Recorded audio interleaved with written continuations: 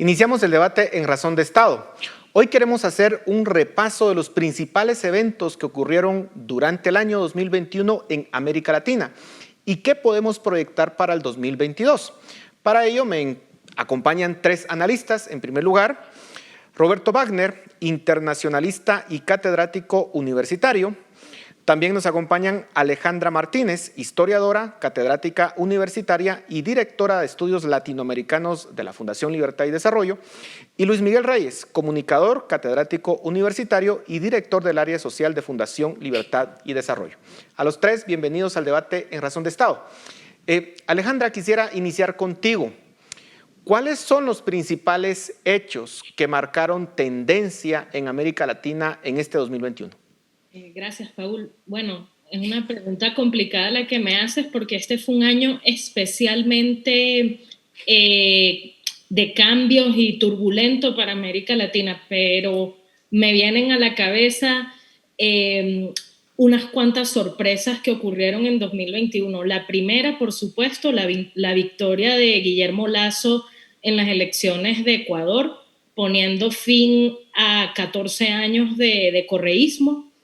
También, obviamente, las protestas en Cuba del 11 de julio, que también fueron las primeras protestas en la isla después de casi 30 años, más o menos 27 años, sin que hubiera insurrecciones populares en la isla.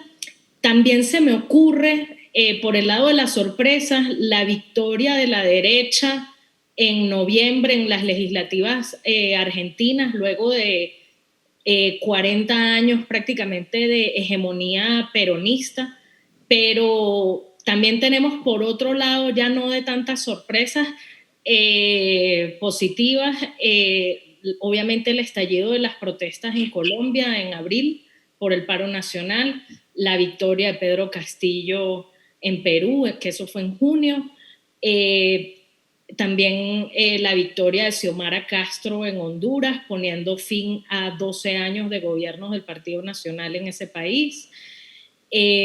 Bueno, las aplanadoras que fueron AMLO y Bukele en sus parlamentarias de este año. Digamos, hay muchos highlights. También en el plano ya más geopolítico, la famosa cumbre de la CELAC que tuvo lugar en noviembre en México, y a la que fueron invitados Díaz-Canel y Maduro, la visita de Kamala Harris a México y a Guatemala, en fin, o sea, probablemente se me está escapando algo más que no tome en cuenta, pero sí fue un año bastante movido políticamente para América Latina. Roberto, todos estos eventos que menciona Alejandra nos dan la sensación de que América Latina está pasando por un periodo de cambios políticos profundos. En muchos países hay crisis políticas y se está reconfigurando prácticamente el mapa de fuerzas dentro de la región.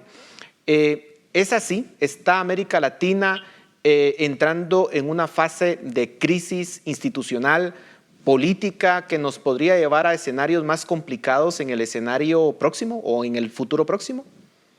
Bueno, hola a todos, gracias Paul. Yo creo que sí hay cambios, ¿no? Pero yo creo que estos cambios, yo creo que lo que el 2021, aparte de lo que Alejandra mencionó, refleja muy fuertemente es un recrudecimiento en la desintegración de la región. O sea, yo siento que se ha acabado, digamos, estamos muy lejos de lo que en su momento fueron lo que yo llamaría los grandes oleajes de integracionismo que han existido o que han caracterizado a América Latina.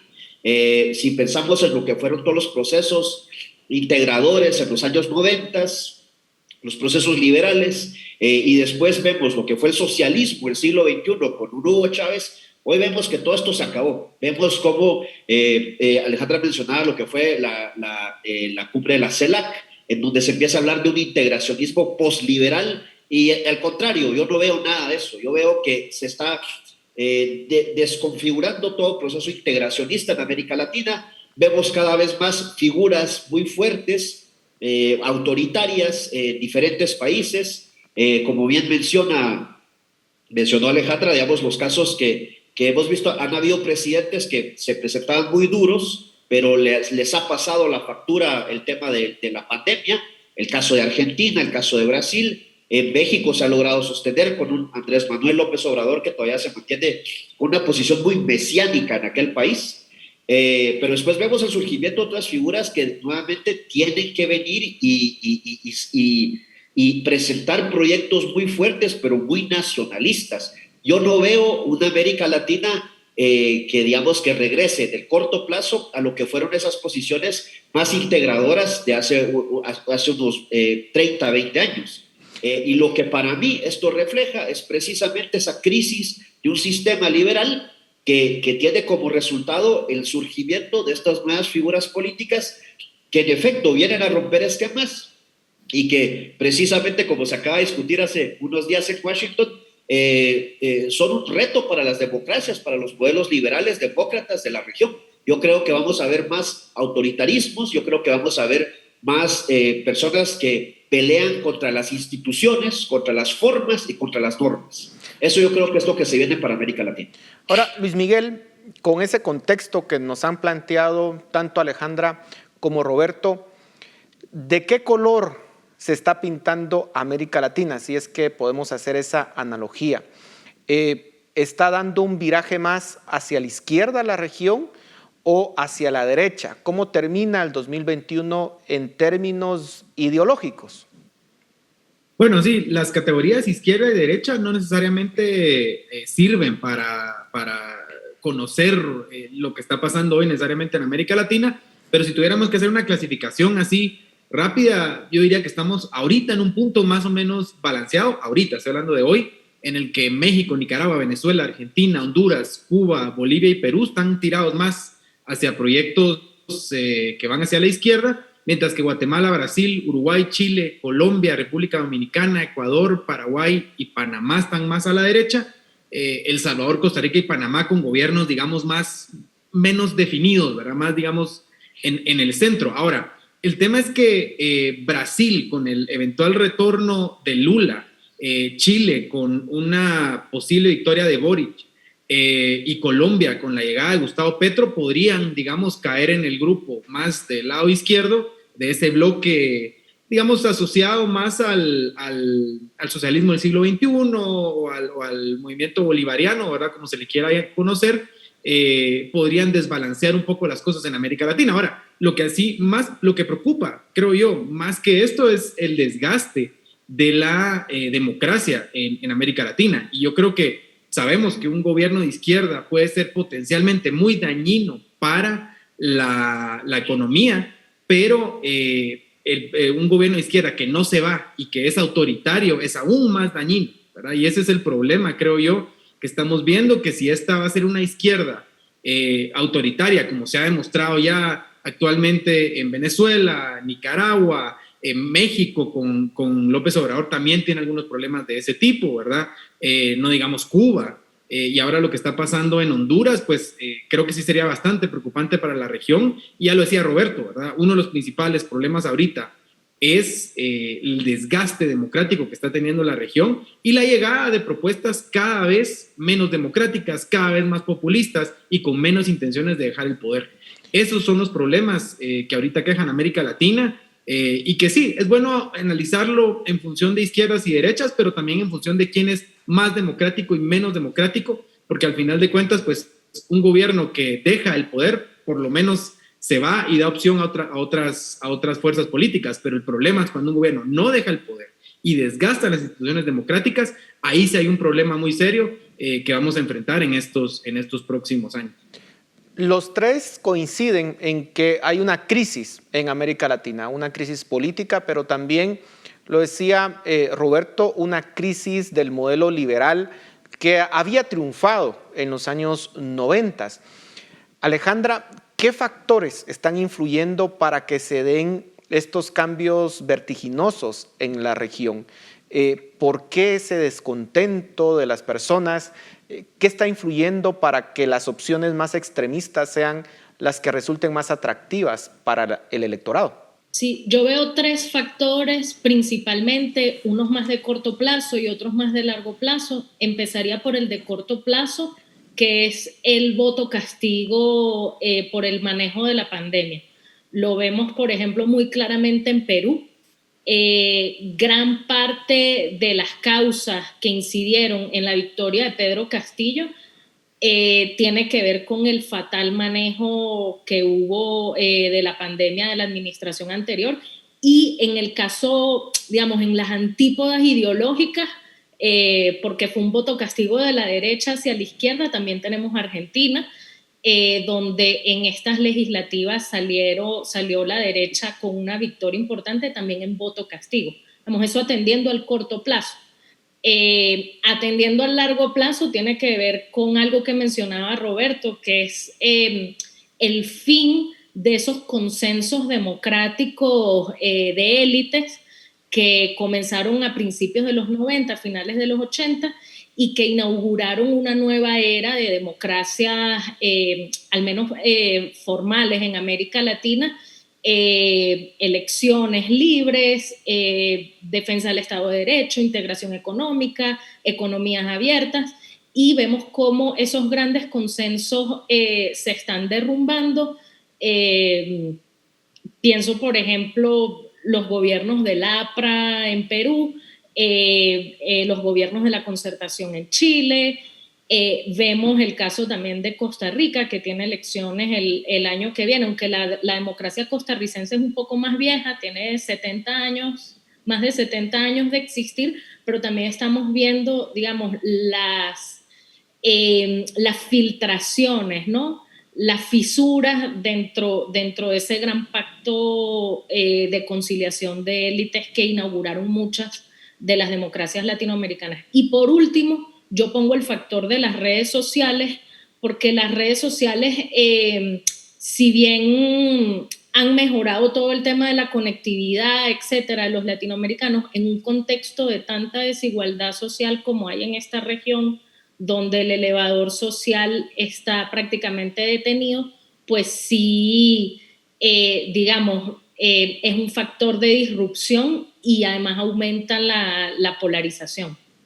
Roberto, a estos factores que mencionaba Alejandra, podríamos añadir el hecho de que estamos viendo un nuevo conflicto entre potencias, Estados Unidos y el mundo occidental por una parte, y por otra, China, Rusia y sus aliados. Pareciera que ahí hay un conflicto que está creciendo en la medida en que China parece reclamar su poderío económico en el mundo y que lo quiere traducir en un poderío político que tenga influencia en diversos sectores del mundo o en diversas áreas del mundo. ¿Está siendo América Latina parte de ese campo de batalla entre potencias? ¿Tiene China hoy en día muchísima más influencia de lo que tenía hace una década, por ejemplo? ¿Y podría estar jugando algún papel en estas crisis políticas que estamos viendo? ¿Cuál es tu lectura al respecto? Sí, bueno, uno definitivamente hay una influencia de China hoy que no existía antes, ¿no? O sea, China, digamos, en términos comerciales, el tema con las vacunas, por ejemplo, vimos cómo recientemente Nicaragua deja de reconocer a Taiwán y reconoce a China e inmediatamente llega un gran lote de vacunas Sinovac, ¿no? Sí existe, digamos, hay una mayor influencia y se convierte en un factor que, digamos, para algunos gobiernos, pues, es como una opción o una alternativa a lo que fue por muchísimo tiempo la dependencia comercial y económica e influencia política de Estados Unidos en la región.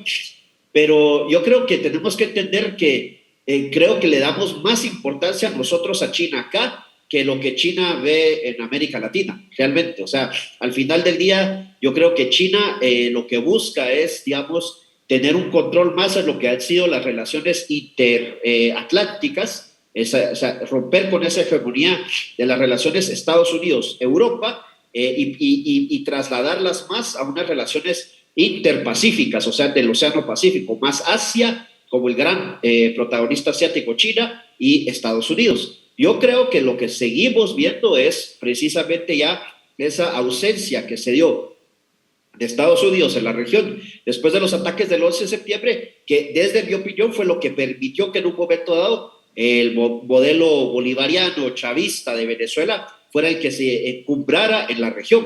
Pero en el caso, por ejemplo, digamos particularmente China, yo creo que es todavía muy difícil para China contar con pues, herramientas de poder blando, de poder inteligente que Estados Unidos ha tenido en la región por muchísimos años. Yo creo que China todavía es, digamos, si bien tiene una influencia, pero se mete más con pinzas en América Latina precisamente porque hay muchísimas cosas que ignora. Y entonces yo creo que si bien es un factor, pero es un factor que pesa más de la forma en la que América Latina ve a China y no al contrario, de cómo China ve a América Latina.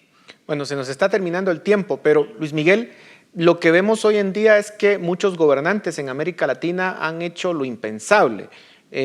Parecía que en América Latina ya se tenía cierto consenso democrático, pero hoy vemos a muchos gobernantes que ustedes ya han mencionado, como Ortega, como Bukele, desafiando a Estados Unidos, pero también haciendo mucho daño a sus instituciones o a las instituciones democráticas de sus países. ¿Por qué vemos ese desafío a Estados Unidos, pero también ese deterioro democrático? Tiene que ver con el hecho de que en su momento, pues Venezuela, los gobernantes de Venezuela se salieron con la suya y destruyeron ese país sin que pasara mucho, o Bolivia en su momento, que también destruyó gran parte de su institucionalidad. ¿A qué se debe ese desafío a los poderes de Occidente? Bueno, me parece que tiene que ver con varias cosas. Primero, hay un desencanto generalizado con la democracia, que en parte tiene que ver porque, digamos, este periodo democrático no dio los mismos resultados en todos los países. Hay países que sí se beneficiaron mucho, digamos, de gobiernos democráticos que tenían, digamos, proyectos económicos que los lograron llevar a un, digamos, estado de desarrollo más importante, pero no todos los países en América Latina lo lograron. Y eso se traduce en ciudadanos que votan por opciones cada vez más autoritarias. Segundo, porque me parece que estamos viendo un proceso de polarización del debate político. El centro político está muriendo lentamente y está siendo sustituido por opciones populistas extremistas que usualmente ofrecen soluciones relativamente sencillas para problemas sociales que son muy complejos. Esto, pues, como decía Alejandra, está siendo alimentado por fenómenos relativamente nuevos como las redes sociales, que tienden a encapsular a las personas en pequeñas burbujas de opinión que nos tribalizan e impiden que seamos tolerantes con la diversidad de ideas. Este conjunto de situaciones que está viviendo el mundo y que está viviendo América Latina, pues están provocando cambios políticos y sociales en la mayoría de países que bueno, todavía no sabemos cuál será el resultado, pero pinta que vienen muchos años de sufrimiento, particularmente de manos de políticos autoritarios y de a lo mejor más violencia política, ¿verdad? Así que ojo con eso, que son temas que vamos a estar hablando en los próximos años. Bueno, miren, me quedan 30 segundos, así que le voy a hacer la misma pregunta a los tres y necesito respuestas muy rápidas. ¿A qué le tenemos que poner atención en el 2022? ¿A qué sucesos tenemos que ponerle atención en el 2022 en América Latina? Roberto, empezamos contigo. Yo creo que muy de la mano con la pandemia, pero el regreso de los populismos autoritarios, ¿no? O sea, el gran problema sigue siendo los temas de pobreza y desigualdad en esta región que no han sido resueltos y eso se convierte en un caldo político para este tipo de personajes autoritarios. Alejandra. Bueno, yo creo que hay que prestarle atención a las elecciones en Colombia y en Brasil, porque allí hay dos personajes, Petro en Colombia y Lula en Brasil, que pueden, digamos, que son parte de este eje del socialismo del siglo XXI y que pueden hacer bastante daño a la región. Luis Miguel, cerramos contigo. Hay que prestar atención a las nuevas necesidades que están surgiendo de parte de la población, en parte por lo que pasó por la pandemia, pero también por el desgaste político y económico de muchos de los países de América Latina, porque eso va a dar pie a muchos de los movimientos políticos, los cambios políticos que se vienen para América Latina en los próximos meses. Bueno, se nos terminó el tiempo, pero a los tres, muchísimas gracias por sus comentarios y a ustedes en casa, muchas gracias por su atención. Nos vemos la próxima semana.